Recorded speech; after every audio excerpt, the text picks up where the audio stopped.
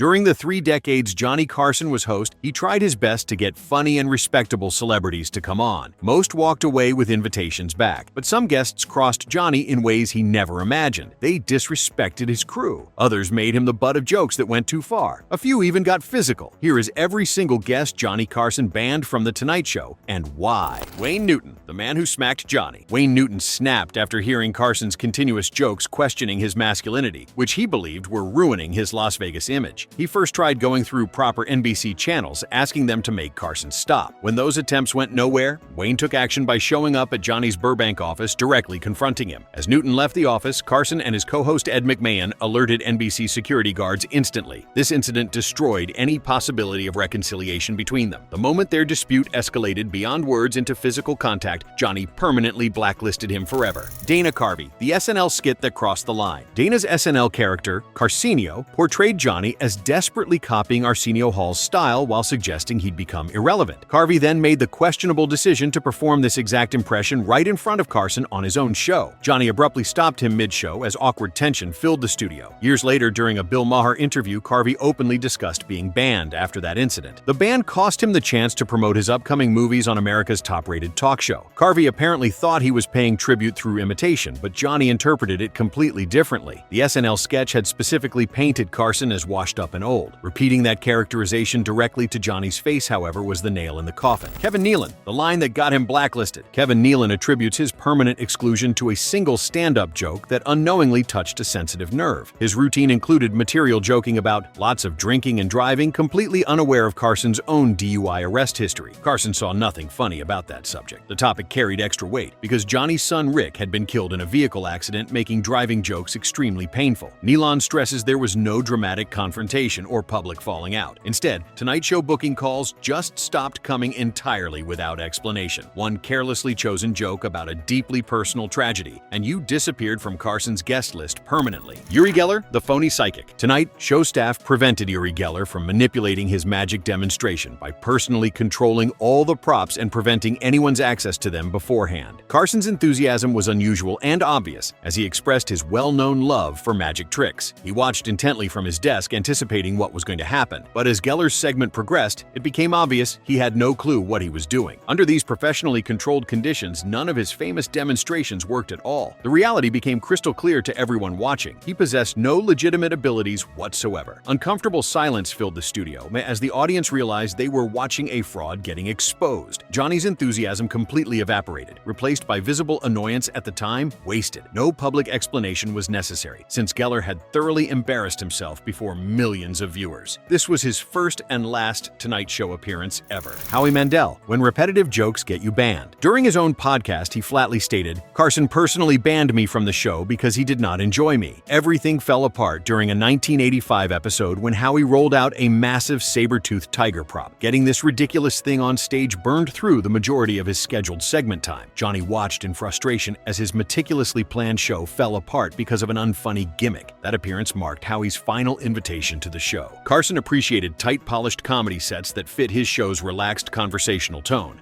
Mandel's hyperactive, prop-heavy style was the complete opposite of what Johnny wanted from his comedians. The audience could feel the tension because the whole bit depended on spectacle instead of punchlines. And once the prop was out there was no clean way to steer back into an actual conversation. Howie kept pushing the routine like it would pay off any second, but the laughs never matched the time it was eating, and Johnny wasn't going to save it by pretending it worked. Backstage, it wasn't treated like a bomb you recover from. It was treated like a booking mistake that wasted airtime and made the host look powerless on his own set. That's the kind of thing Carson didn't forget, because to him, the show's rhythm was sacred, and the couch was never supposed to be held hostage by a dumb little prop. Charlie Callas. The supposed altercation. Comedian Charlie Callas allegedly earned his ban following an on-air incident involving possible physical contact with Carson during a disastrous couch interview. Exact specifics of what transpired remain somewhat unclear, but multiple sources suggest inappropriate physical interaction between Callas and Carson occurred during taping. Whether it constituted intentional aggression from frustration confrontation or accidental collision during Callas's manic physical comedy style, Carson tolerated neither scenario. Any physical aggression or personal space invasion crossed Carson's rigid professional conduct standards. Callas never returned following the incident, joining guests who committed career-ending acts through one poor judgment moment. Callas was known for his wild physical comedy involving exaggerated movements and sound effects. That style worked fine in his stand-up act, but apparently went too far on Carson's couch. Carson maintained strict boundaries about personal space, especially after the Wayne Newton confrontation. Even an accidental shove during comedy could trigger Carson's defensive instincts and end your career on the show. The alleged incident showed how quickly things could go wrong when physical comedy crossed into physical contact. Jerry Lewis, the comic who abused Carson's staff member. Carson and Lewis shared genuine mutual respect, with Lewis serving as substitute host more than 80 times by summer 1975. That long relationship ended abruptly after Lewis verbally attacked Don Schiff, who handled Carson's cue cards. One evening before guest hosting, Lewis showed up 90 minutes early with a fully typed monologue, plus 4 additional pages of dense material. Schiff informed Lewis he could prepare the monologue cards, but the remaining pages were impossible given the limited preparation time. Lewis completely lost control, screaming abuse at Schiff in front of the entire crew. Carson learned about the incident and immediately ended Lewis's relationship with the show. Staff members later stated, "Johnny had zero tolerance for bad behavior. He knew the Tonight Show staff were the essential force keeping everything running smoothly. Without their hard work, there'd be no show." Jerry's appearances ended permanently after that moment. Orson Welles, the failed math trick. Legendary director Orson Welles attempted guest hosting The Tonight Show during 1978 and staged a mathematical demonstration using ping-pong balls containing 5-digit numbers tossed into the crowd. Audience participants were instructed to announce their numbers, while Welles would calculate the sum at impossible velocity, writing the total on a blackboard. The trick spectacularly collapsed when his 2 planted audience confederates confused their pocket calculator numbers, signaling incorrect answers. Carson became absolutely enraged, not because the trick failed, but because Welles deliberately deceived the audience with orchestrated deception. He considered lying to viewers a fundamental violation that destroyed the trust between host and audience, which he held sacred. Welles had essentially turned Carson's show into a con game without permission. The whole setup relied on audience members believing they were witnessing genuine mathematical genius when it was actually a staged illusion with plants. Carson built his entire career on authenticity and straight talk with his viewers. Having someone abuse that trust on his stage felt like a personal betrayal of everything the show represented. Welles never got another chance to guest host after that disaster of an incident. Rich Little, the impression that was worn to shreds. Rich was a dream guest at first because he gave Carson something late night always loves, a funny and accurate impression that made the audience roll over laughing. The trouble is that Little didn't just do a Carson impression on the show, he built an entire identity around being Johnny Carson everywhere else. Over time, it stopped feeling like a tribute and started feeling like somebody renting Johnny's face and voice for money night after night. His memoir claims Carson banned him for excessive Carson impressions. Johnny's production team countered that Little's material had grown stale and tedious. The truth depends on who's telling the story. Undeniable is Little's transformation from welcomed guest to completely unwelcome overnight. Little essentially built his entire career impersonating Johnny Carson. His complete Vegas act centered around Carson's voice and mannerisms. Night after night across America's comedy clubs, Little performed as Carson. Friends and industry colleagues eventually reported back to Johnny, "Rich Little does you for 20 solid minutes." What began as flattering homage evolved into something problematic. Johnny started feeling Little was monetizing his persona without authorization. Little was basically portraying Johnny hundreds of times annually. He supposedly confided to friends that Little was stealing his identity. Perhaps the breaking point came when Little performed the impression at entertainment industry functions before Johnny's professional peers. That transformed it from tribute into mockery. Performing an impression occasionally reads as flattering. Performing it hundreds of times in Vegas becomes disrespectful. That's how Carson interpreted it anyway. Joan Rivers, the betrayal that hurt Carson forever. Joan wasn't just another comic doing a 5-minute set and leaving. She was part of the Tonight Show machine and one of the few people Johnny trusted to sit in his chair. That trust mattered because Carson treated the show like a private clubhouse, and the people who got inside it were expected to handle things face to face. In 1986, Rivers took the Fox deal to launch her own late-night show, and the problem wasn't only that it competed with him, it was the way he found out. The story that stuck in Johnny's head was that the news hit the trades before he heard it from her, and to him, that felt like being used and discarded by someone he had protected. Rivers said she tried to reach him and couldn't get through, but Johnny didn't care about the intent once the damage was done. He didn't argue, he didn't negotiate, he just erased her from his world, and her name stopped existing on his stage. The band technically ended in 2014 when Jay Leno assumed control of The Tonight Show, but Carson never communicated with her again. Lola Falana, the domino banishment. Falana's ban is the weird kind because because there's no famous couch blow-up you can point to, no clip where she insults him or ruins a segment. She showed up multiple times early on and did exactly what a good Tonight Show guest is supposed to do: look great, perform well, and make the hour feel easy. Then invitations stopped arriving, and the silence itself was the message. The reason connected directly to Carson's hostile feud with Falana's close friend, Wayne Newton. Tensions escalated following Newton's victory over Johnny in the Aladdin Hotel purchase, plus Newton's office confrontation with Carson mentioned before. The dispute generated press attention and legal complications, so Falana wasn't banned for any on-air related behavior. She became collateral damage in a conflict that didn't involve her. Johnny reportedly refused booking any close Newton allies while their feud continued. Pure guilt through association. Falana suffered consequences for maintaining loyalty to Newton during his Carson conflict. Johnny's resentments extended past the person who wronged him to encompass their associates. The particularly unjust aspect was Falana's consistently professional behavior as a guest. She delivered entertaining performances. Her work bore no connection to the Newton situation whatsoever. Carson refused separating personal relationships from professional booking decisions. Proximity to someone on his bad side meant you became collateral damage. The band stuck throughout Johnny's remaining tenure on The Tonight Show. The Amazing Kreskin, the psychic pretender. Similar to Yuri Geller, the Amazing Kreskin faced banishment from The Tonight Show. The reason being because Johnny, being an amateur magician himself, understood illusion mechanics and viewed these entertainers as frauds exploiting naive people for financial gain. Kreskin made appearances claiming to genuinely read minds and foresee future events through real psychic powers rather than just stage illusion. Carson considered this public deception morally corrupt and intellectually dishonest. Once Johnny concluded Kreskin was a hoax rather than an honest entertainer, he became permanently blacklisted from ever appearing again. Carson had studied magic since childhood and understood the difference between entertainment and on-air scams. He respected magicians who acknowledged their craft as skillful tricks, but claiming alien-like powers to sell books and lecture tours crossed into unethical territory. Kreskin was making money off vulnerable people who believed he could actually read their brains. Carson saw this as predatory behavior disguised as entertainment and refused to platform him. But this is what made the Kreskin situation complicated. Unlike Geller, Kreskin often framed his act as mentalism and showmanship, not literal supernatural power, which is why Carson still let him sit on that couch so many times. When Kreskin leaned too hard into "this is real" language, Johnny would tighten up and start watching every beat like a hawk, waiting for the moment the story stopped being entertainment and turned into a sales pitch. Carson didn't mind a clever trick that made the audience gasp. He minded the part where the trick got dressed up as proof of magic powers that could change your life if you bought the next book or ticket. That's why Johnny's patience had a limit, because he didn't want his stage to become a showroom for belief manipulation. In Carson's mind, a magician admits it's craft, but a psychic claims it's destiny, and that's where he'd slam the door and never open it again. Barbra Streisand, the no-show betrayal. Barbra Streisand earned banishment through a high-profile absence that humiliated Carson and the Tonight Show production team. She received extensive promotion to appear alongside opera vocalist Beverly Sills in what promised to be a significant musical event. The appearance received substantial advertising, building audience expectations for this rare pairing of vocal talents. When Streisand failed to appear without adequate notice or explanation, it left Carson and Sills in embarrassing circumstances on live broadcast. Carson deemed this unprofessional conduct and disrespect for the show's viewer commitment unforgivable. Streisand never received another invitation during Carson's tenure, as he made clear stars who couldn't honor commitments weren't welcome on his stage. The production team had built an entire episode around Streisand's appearance. When she didn't show, they had to scramble to fill time and explain her absence to confused viewers. Carson felt personally embarrassed, having promoted this pairing to his audience. Streisand's star power meant she could blow off commitments without consequences elsewhere, but not on Carson's show. The no-show sent a message that she considered herself above basic professional courtesy, which Carson would not tolerate. Backstage, producers were calling her people in real time, trying to figure out if she was stuck in traffic or simply not coming at all.